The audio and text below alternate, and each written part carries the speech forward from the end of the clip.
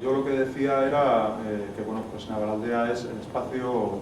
ideal o más adecuado que nosotros consideramos que es el más adecuado para que se produzca ese traslado, aunque yo tenemos conocimiento de que todas las empresas seguramente no podrán o no elegirán esa formulación. En todo caso, sí se considera el espacio más adecuado para el traslado. Y es verdad que en este momento,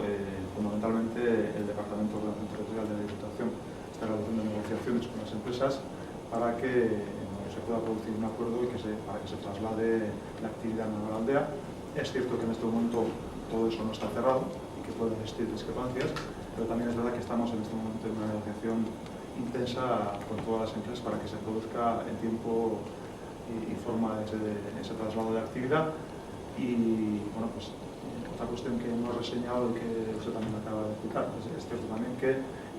la mayoría de las empresas tienen una concesión que finaliza el 31 de diciembre del presente año, con lo cual yo creo que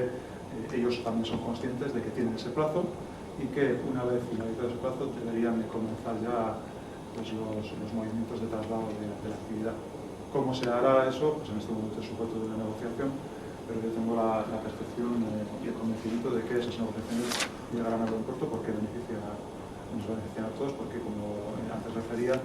pues ese traslado de la actividad económica de la Herrera a donde se activa, fundamentalmente en la Navalaldea, es un requisito muy importante para que se comience a actuar en la Herrera.